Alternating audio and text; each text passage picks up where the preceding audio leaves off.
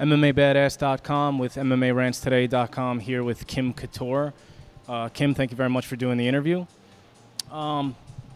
With the W1 getting a big card, a big main event, we're wondering what your role is with the new, with you signing on with W1. Well, I have a fight coming up for them October 15th in Miami, and that'll be my first interaction with them. So. Will you be working for the promotion as well as fighting for the promotion? We've talked about it. It seems to be moving forward in the future. We'll wait to discuss that after my fight. Are you changing your training regime in any way? Not focusing on that last fight, but just in any way. Have you made any changes to your training? No, I'm just always adding new good training partners and doing the same thing I've always done, just learning. I'm just a student of the sport and trying to get in there, learn everything that I can. So you mentioned you'd be training at Vanderlei Silva's gym. Can you delve into some of the aspects of your training, and who are some of your training partners? Well, now that he's not in camp, he's been there more often teaching us for pro practice. So, you know, all the guys that are there, whoever's around, you know, I jump in with everybody. And I have Sophie Bagardai here now in town in Las Vegas, so I finally have a girl to train with, which is nice. And we're working on a television show right now, and my cast of girls are pretty amazing athletes, and Chris Cyborg's on there. My last opponent, Sheila Bird's on there, Sophie Bagardai. Who else do I have? Carla Esparza and Laura Marcuse. So they're all coming into town this weekend.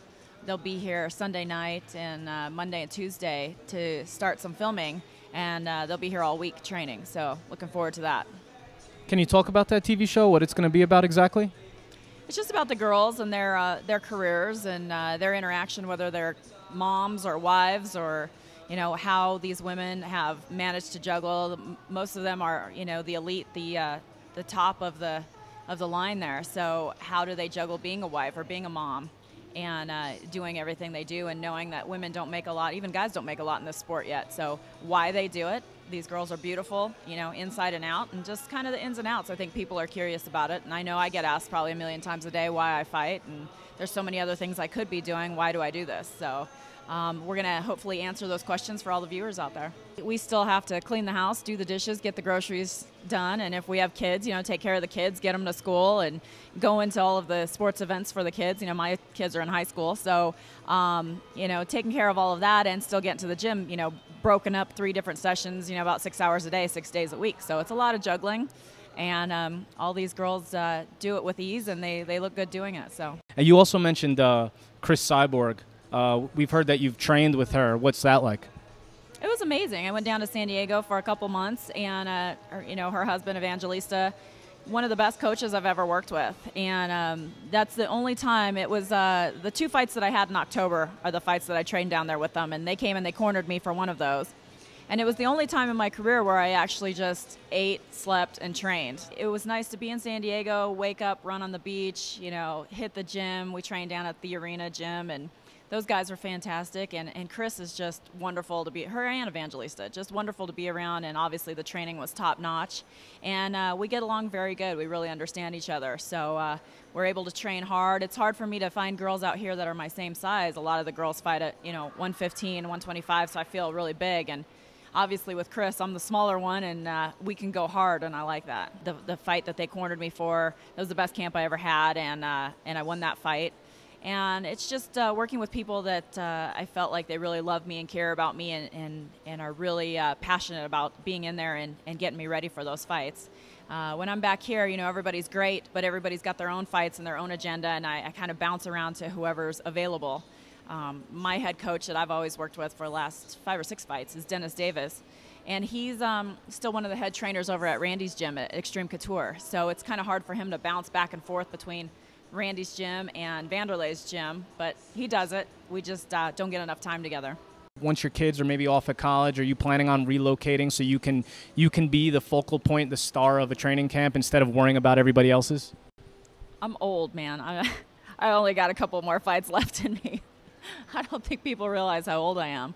Yeah, I'm going to keep fighting for as long as my body holds up, but I'm 36 this year, and I don't know how many more I have left in me.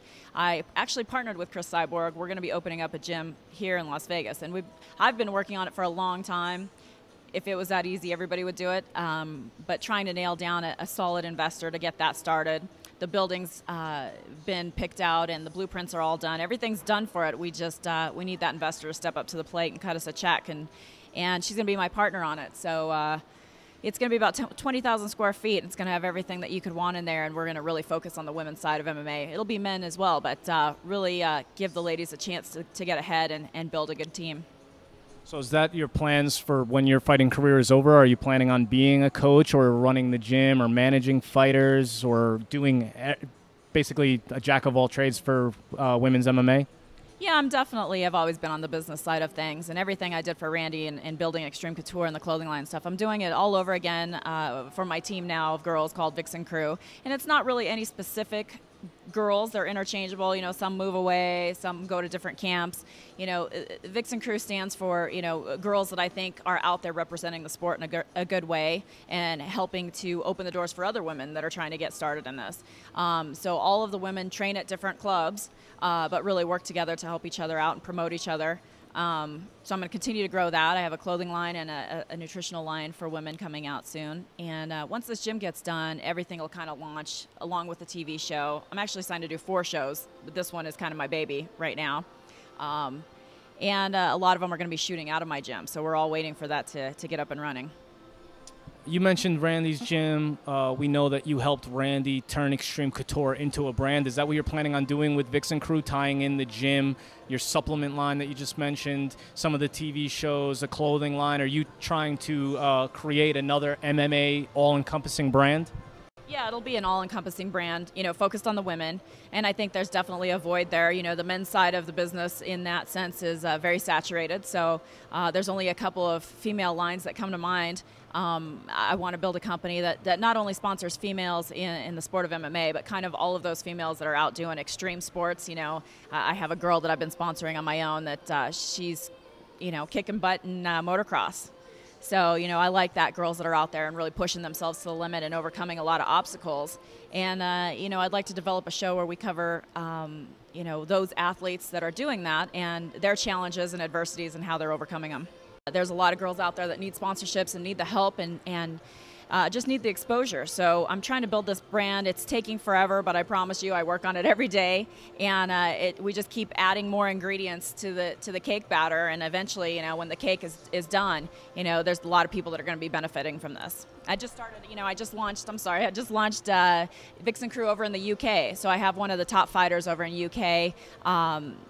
And she's going to be putting a team of girls together with the same concept, and I'm going to start doing a lot of interviews over there and probably take a trip over there soon and bring her over here as well. Her name's Stacey Hayes, and try to get her on W1 as well. She's a tough girl, and you never know, she's at the same weight class as Chris Cyborg, so we might see that fight matchup down the road. You know, I'm always working, I'm always in meetings and just meeting with a bunch of people, and a lot of it's just educating, you know, people out there. And I think when they meet, you know, some of my girls or myself and they sit down with us, they realize that, you know, a lot of these girls have degrees or they came from, you know, a respectable background.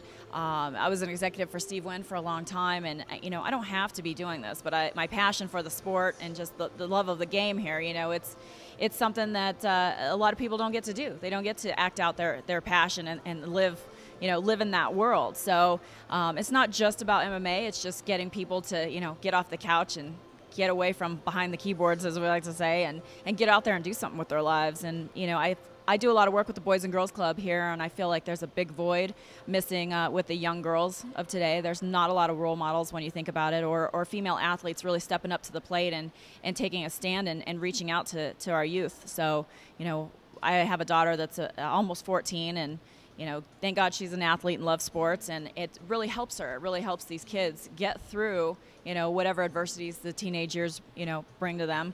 So, I just want to push it, and if kids aren't in sports yet, hopefully this will, you know, get these little girls excited about it and realize that girls, you know, can be pretty, they can dress like girls, but they can be tough, and they're not afraid to get in there and try whatever it is they might want to test out.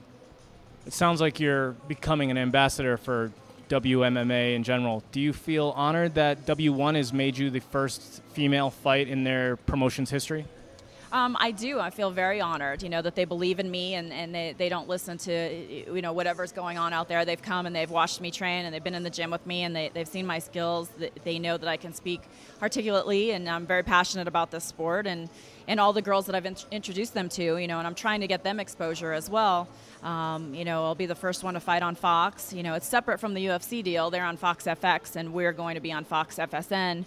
And it's a big opportunity, and I'm working really hard to try, and I take my role very seriously, whether it's as a fighter or a spokesperson or a mom, whatever it may be. I'm somewhat of a very, serious person, and I just want to do a good job. So if I have a voice, I want people that are listening to it to get a good message and hopefully help somebody out. You also mentioned earlier the keyboard warriors. Now, every fighter in this game has haters. What do you say to your detractors, the keyboard warriors, the guys that safely talk crap behind the anonymity that the internet provides? Well, I guess they're what makes the world go round, right? I mean, it's funny that I think all of those guys have actually made me a bigger name. If they don't like me, they're actually doing the opposite, because they keep the name out there. I'm actually not that exciting of a person, but thanks to the keyboard warriors, I'm everywhere. So they're actually helping me out. You know what? Anybody that's ever said anything bad about me, they've never met me. And anybody that's ever met me or spent 5 minutes with me, they always come out with a different outcome. Probably the most common thing I've ever heard is you're way different than what I expected. So I don't really know what people think or really care. I don't really know where they get their opinions from, but everybody's entitled to them. So it's actually motivating and kind of inspiring, and I'd much rather be the one out there making the news than the one that's sitting around complaining about it all the time. So that's about it for MMABadass.com and MMARantsToday.com. We would just like to ask Kim Couture if there's any sponsors or anybody she'd like to thank that's helped her out on her journey.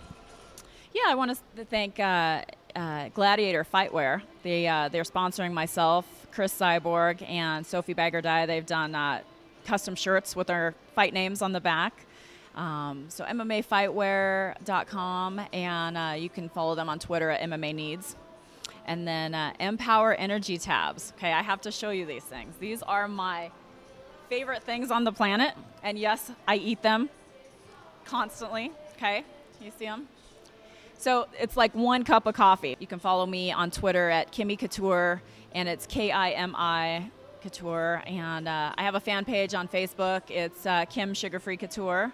And there's also the Vixen Crew fan page and Vixen Crew LV on Twitter. Thank you very much, Kim.